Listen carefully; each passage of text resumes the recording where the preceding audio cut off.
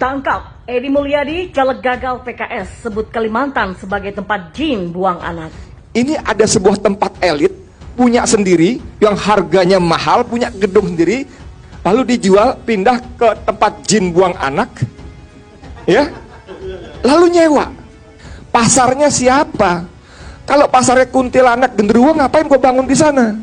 Nggak ada. Nih, sampai tinggal di mana Om Azam? Tinggal di mana? Di mana Jakartanya? Mana mau dia tinggal Gunung Sari pindah ke Kalimantan Penajam sana untuk beli rumah di sana? Gua mau jadi warga ibu kota baru, mana mau? Enggak. Sialan, itu yang pantas ucapan untuk orang yang berani menghina Kalimantan. Apa salah Kalimantan, bos? Yang ada bumi daerah Kalimantan itu selalu dikeruk, tahu nggak? Masalah ibu kota dipindah ke Kalimantan itu kebijakan pemerintah pusat. Tantang di mana lu nggak suka dengan kebijakan itu, lu tantang lah. Jangan daerahnya yang lu salahkan. Aneh cara berpikirnya. Jangan pernah sebut-sebut nama daerah lah, apalagi Kalimantan. Kalimantan tidak pernah membuat ulah. Catat itu. Pak Edi Mulyadi yang saya hormati, kalau Anda mau memprotes pemindahan ibu kota, ya silahkan. Tapi saya minta tolong untuk tidak menghina daerah Kalimantan. Anda katakan Kalimantan itu tempat jin buang anak. Anda katakan Kalimantan itu tempat genderuwo dan kuntilanak. Saya mau ingatkan kepada Anda, camkan baik-baik. Sebentar lagi Anda akan berhadapan dengan kegeraman dan amukan warga masyarakat Kalimantan. Camkan kata-kata saya.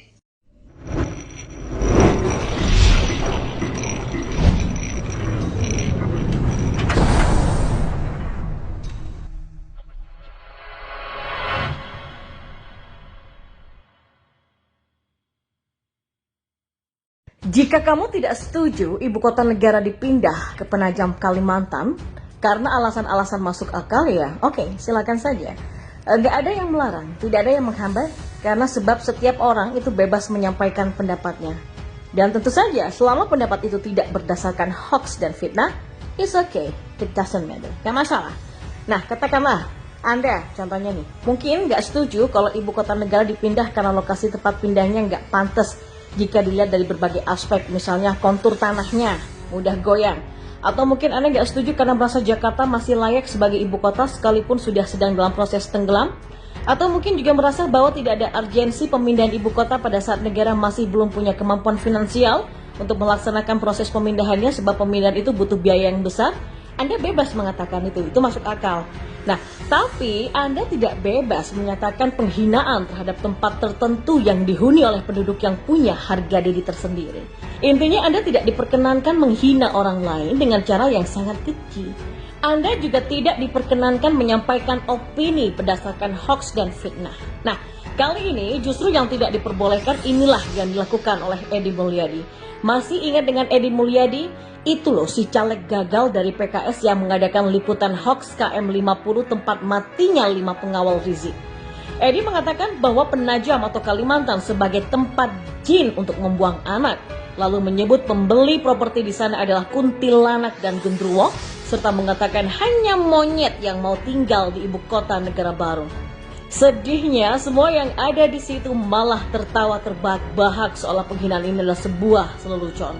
Agar Anda tidak menyebut saya menyebar hoax atau fitnah, silakan tonton dengan judul Gempar, Edi Mulyadi marah besar kepada Prabowo Subianto kok membiarkan proyek IKN pada menit ke-17 lewat 20 sampai 17 lewat 35 tentang tempat jin buang anak, dan pada menit ke-18 lewat 33 sampai 18.42 tentang pasarnya kuntilanak anak genderuwo. Coba Anda lihat, Anda bisa cek. Kalau Anda memang menuduh saya menyebar hoax, coba Anda cek. Nah, begini tepatnya kata-katanya. Anda bisa memahami nggak? Ini loh, ada sebuah tempat elit punya sendiri yang harganya mahal, punya gedung sendiri lalu dijual, pindah ke tempat jin buang anak ya, lalu nyewa. Lalu nyewa bro. Pasarnya siapa? Kalau pasarnya kuntilanak genderuwo, ngapain? Gue bangun di sana. Nah, Edi secara tidak langsung mengatakan bahwa orang-orang yang di Kalimantan itu adalah jin yang membuang anaknya. Atau bisa dianggap sebagai tempat itu. Kalimantan adalah tempat jin buang anak. Nah, yang pertama tadi itu menghina orang-orang yang tinggal di Kalimantan. Yang kedua tadi menganggap Kalimantan sebagai tempat jin membuang anaknya. Tapi tunggu dulu. Di pernyataan kemudian dia bertanya, jika perusahaan properti membangun rumah di sana, pasarnya siapa? Yang dimaksud pasar adalah para pembeli properti atau rumah ya. Maka ketika dia berkata kalau yang beli adalah kuntilanak dan gendruwo, para pengembang tidak mau, dia secara tidak langsung mengatakan bahwa orang Kalimantan sebagai kuntilanak dan gendruwo. Ya, jelas dia sedang menghina orang Kalimantan. Tidak mungkin ada maksud lain, karena tidak mungkin kuntilanak dan gendruwo membeli rumah. Kalau ngampung ya, entah Edi menghina orang atau Kalimantan itu sendiri, tetap saja itu sebuah penghinaan. Coba tanya saja diri Anda sendiri, apakah mau rumah Anda dianggap tempat jin buang anak? Atau katakanlah desa Anda dianggap sebagai tempat pembuangan anak jin? Kalau saya sih nggak mau. Apalagi menuduh saya sebagai jin yang buang anak, itu kurang ajar namanya. Bener-bener kurang ajar. Di mana sopan santunnya? Di mana attitude-nya?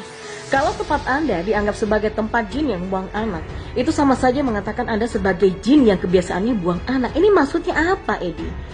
Kan hanya Anda yang tinggal di situ dan tidak ada bukti jin ada di sana. Kalau faktanya tidak ada jin yang ada di tempat itu, maka jin yang dimaksud ya Anda sendiri. Lalu jika tidak ada bukti jin ada di situ, maka yang dikatakan buang anak itu adalah Anda sendiri. Nah, sesederhana itu untuk memahami penghinaan dari Edi. Maka jangan heran kalau nanti kemudian orang-orang Kalimantan mulai bergerak. Mereka pasti marah. Ini bukan lagi soal IKN, melainkan soal harga diri seorang Kalimantan, terutama orang Dayak yang sangat mencintai tanah kelahirannya. Menurut informasi yang saya tahu sih, sudah ada koordinasi di lapangan untuk bertindak.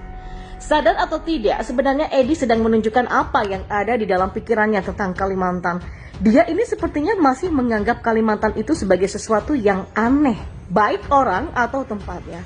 Mungkin dia perlu diberi pelajaran. Kalau menurut saya, orang-orang Dayak perlu bersuara dan bergerak jika polisi belum menangkap Edi. Orang seperti Edi itu harus diberi pelajaran. Kalau tidak, mereka akan semakin melunjak. Edi dan kelompoknya memang terbiasa menghina kelompok lain sekalipun hidup mereka tak pernah diusik. Dan sayangnya polisi seolah membiarkan saja. Edi harus tahu bahwa Kalimantan itu adalah tanah yang kaya dan sumber daya baik manusia, budaya maupun alamnya. Kalimantan juga terkenal dengan keramahan dan kedamaiannya. Saya sudah merasakan itu, tetapi bukan berarti mereka diam kalau diusik dan dihina. Silakan lihat sejarah biar tahu apa yang akan terjadi pada pengusik orang Dayak. Jika kamu tidak setuju ibu kota negara dipindah ke Penajam Kalimantan karena alasan-alasan masuk akal ya, oke, silakan saja. Gak ada yang melarang, tidak ada yang menghambat, karena sebab setiap orang itu bebas menyampaikan pendapatnya. Dan tentu saja, selama pendapat itu tidak berdasarkan hoax dan fitnah, it's okay, it doesn't matter, gak masalah. Nah, katakanlah, Anda contohnya nih, mungkin gak setuju kalau ibu kota negara dipindah karena lokasi tempat pindahnya gak pantas jika dilihat dari berbagai aspek, misalnya kontur tanahnya mudah goyang,